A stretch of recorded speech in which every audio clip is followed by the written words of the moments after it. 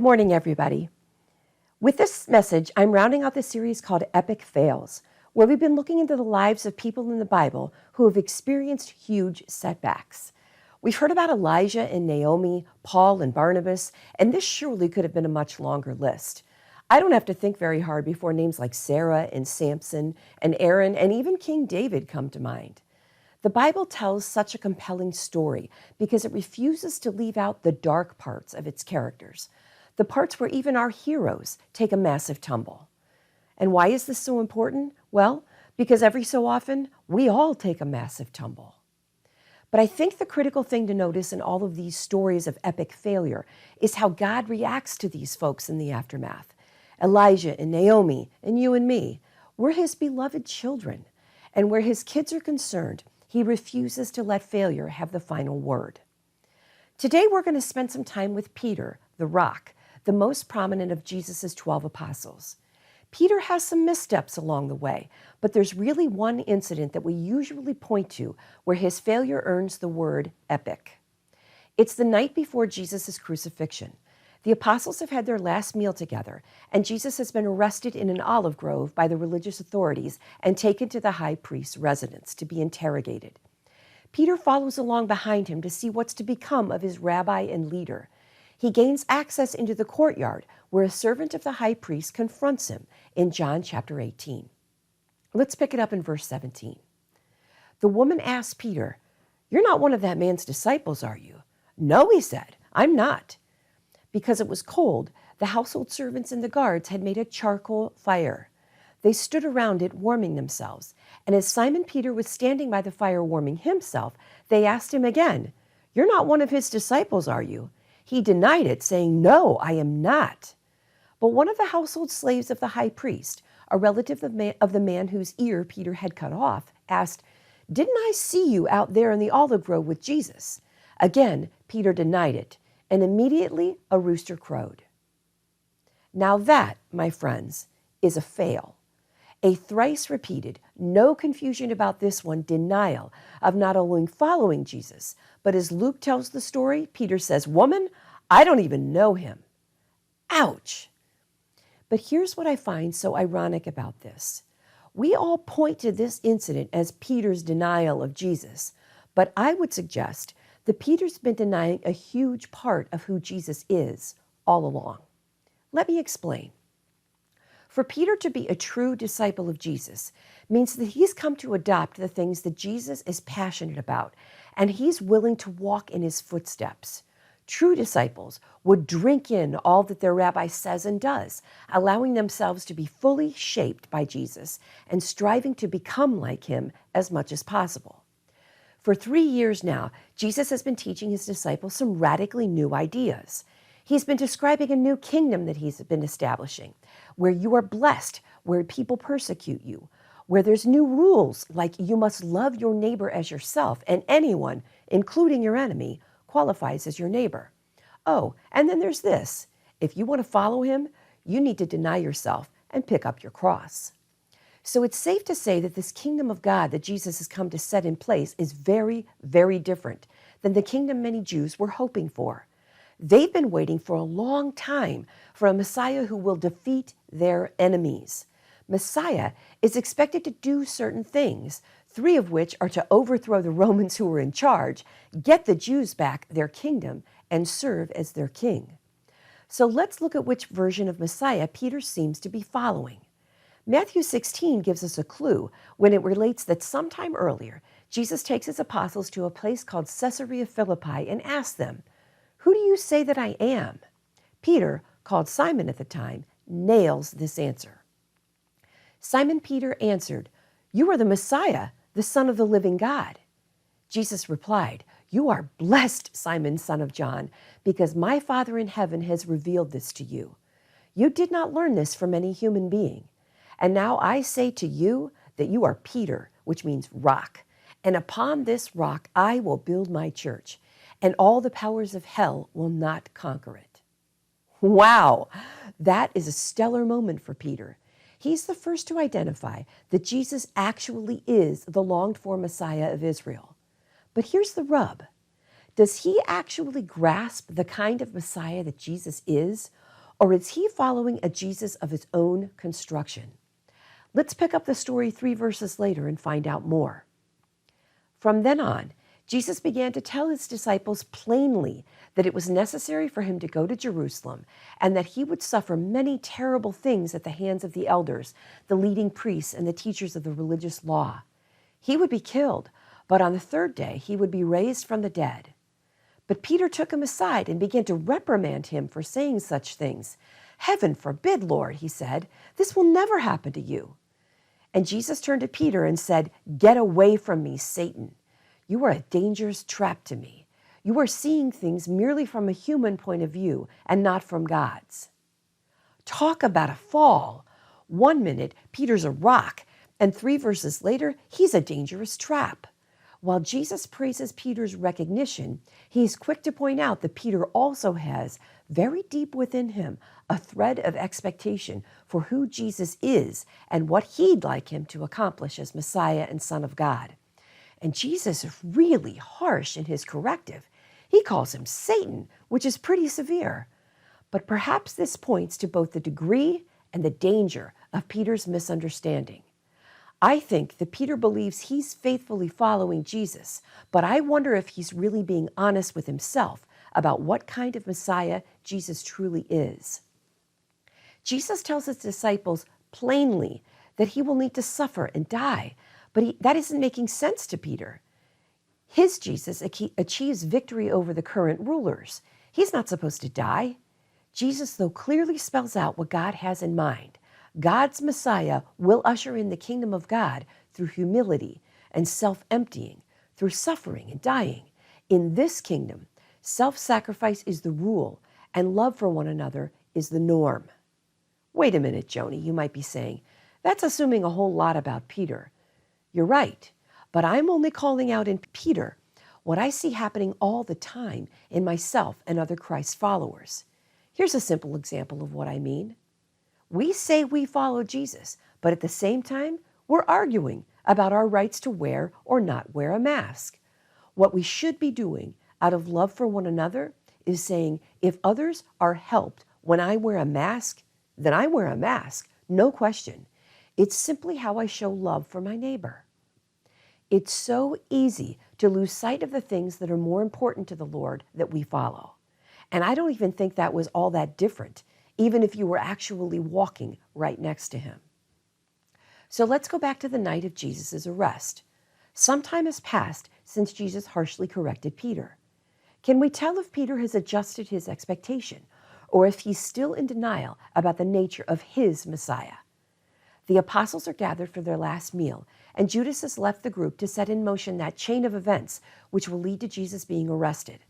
Let's pick it up in John chapter 13, verse 31. As soon as Judas left the room, Jesus said, "The time has come for the Son of Man to enter his glory. I will be with you only a little longer." And Simon Peter asked, "Lord, where are you going?" And Jesus replied, "You can't go with me now, but you will follow me later." "But why can't I come now, Lord?" he asked. "I'm ready to die for you." And Jesus answered, "Die for me? I tell you the truth, Peter.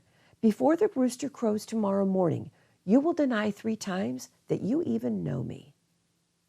Now, I've often read this thinking that it's so sad how Peter's just kidding himself about his claim that he's willing to die for Jesus. But I've changed my mind on that. I think he really would stand side by side with a Jesus of his own construction and fight to the death for him. He said it once before at Caesarea Philippi, "Heaven forbid, Lord, that you would suffer and be killed." I think Peter actually would give his life in order to see Jesus' glory come into full view. The real question, though, is what does this glory look like to Peter? Jesus, though, he knows his guy. He knows that Peter is still seeing things, still seeing Jesus, from a human point of view. And Jesus knows that when that view is shattered, the commitment to follow him to death will dissolve right along with it. So if we move forward just a few hours later, where Jesus is arrested in John chapter 18, we see this fundamental disconnect on display as the armed guards come. Once more, Jesus asked them, "Who are you looking for?" And again they replied, "Jesus the Nazarene." "I told you that I am he," Jesus said. And since I am the one you want, let these others go." Then Simon Peter drew a sword and slashed off the right ear of Malchus, the high priest's slave. But Jesus said to Peter, "Put your sword back into its sheath. Shall I not drink from this cup of suffering that the Father has given me?" So I ask you, when Peter, who is surrounded by armed guards, slashes off a body part of the high priest's servant, is he indicating that he's unwilling to die in an armed battle to save Jesus? I would argue that it indicates just the opposite. He's willing to fight to the death in this battle, and he draws his sword to get things started. But that just shows how deep his denial runs about the path of self-sacrifice that Jesus has clearly set down. So that's why I find this scene in the high priest's courtyard around the charcoal fire so ironic. Peter's epic failure isn't cowardice in the face of opposition or even betrayal in the face of fear. His epic failure is that he's denied to himself over and over again, despite Jesus' insistence, who Jesus truly is as God's Messiah and what it really means to follow him. In his heart, I think he's seen all along what Jesus is about. He's seen his self-sacrifice. He's seen Jesus walking resolutely into suffering and death for the sake of others. He just really doesn't want to own this part of him. He's very good at disowning this part.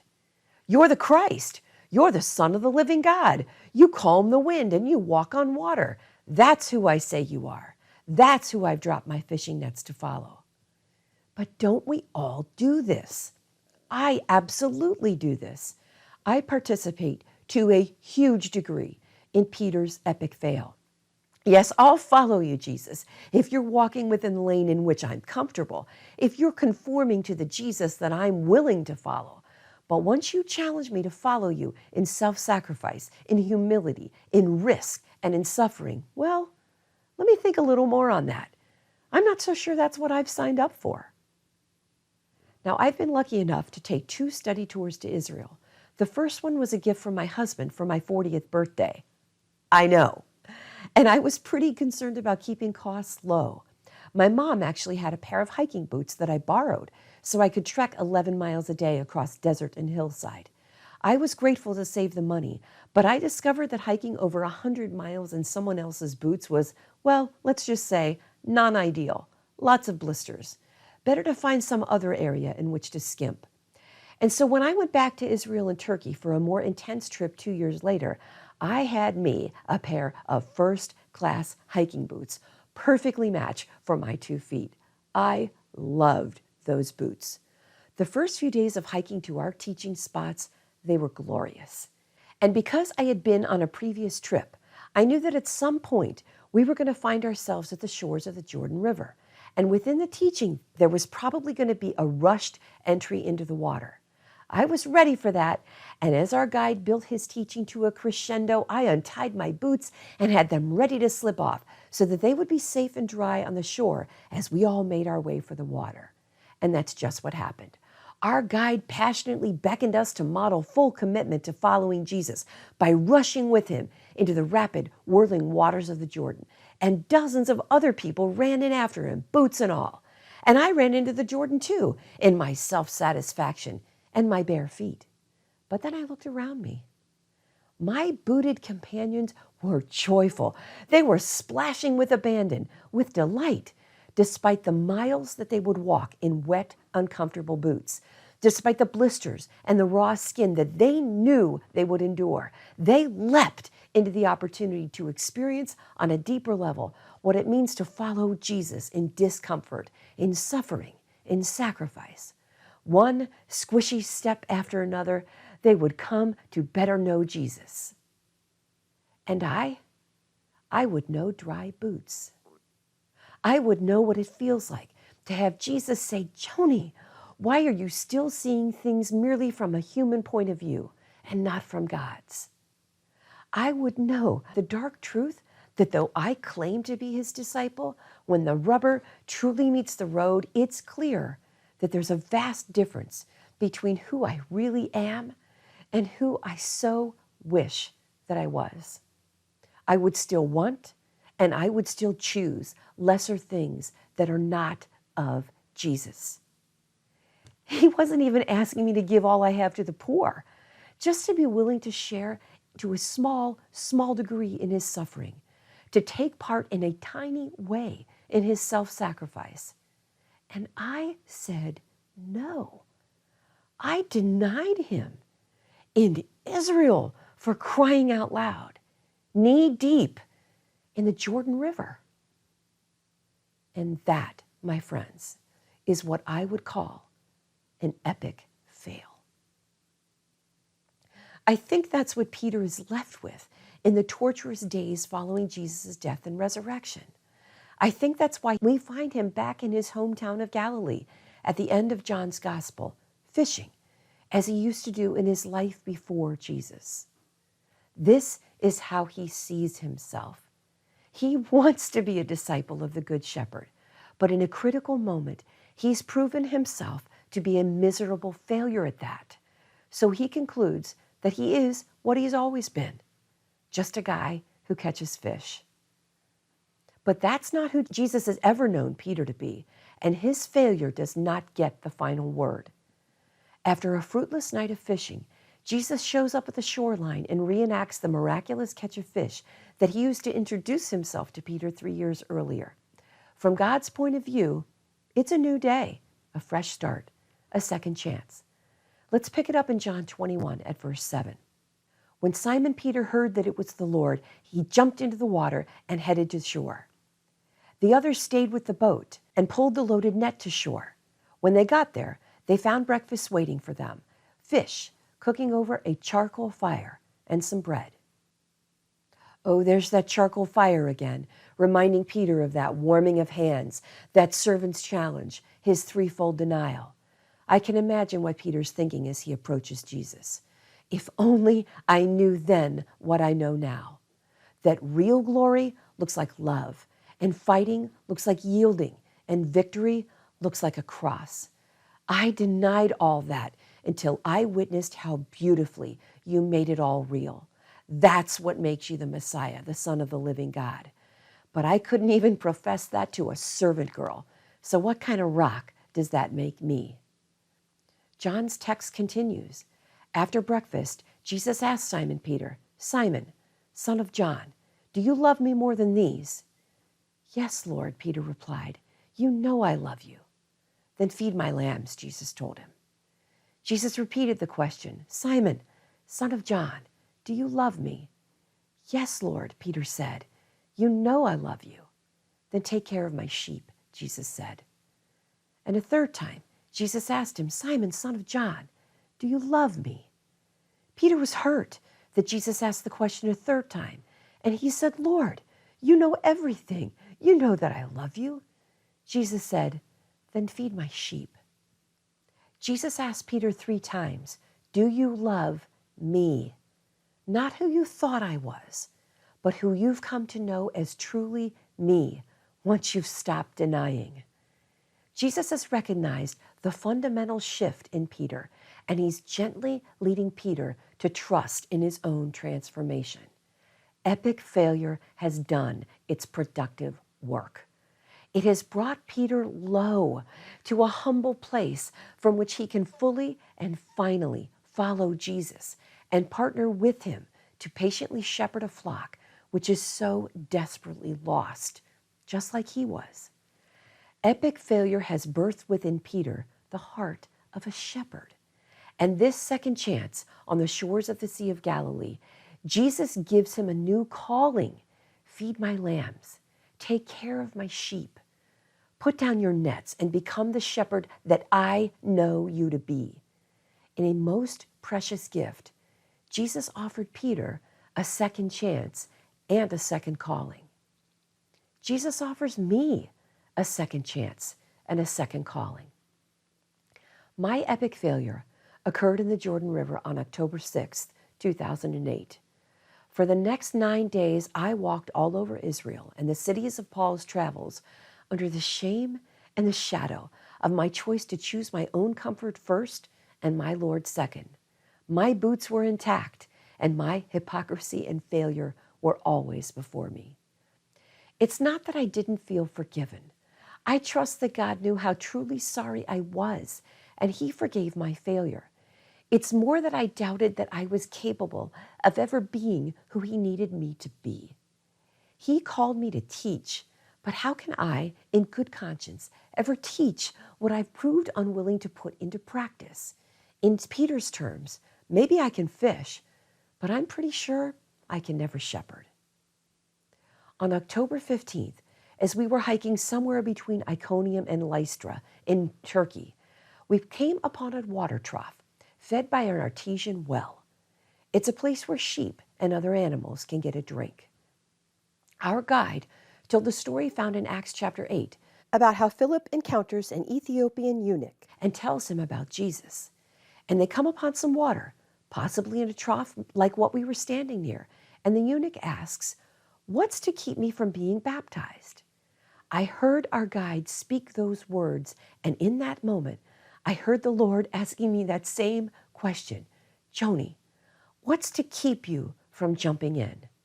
Oh my word, I was off like a shot.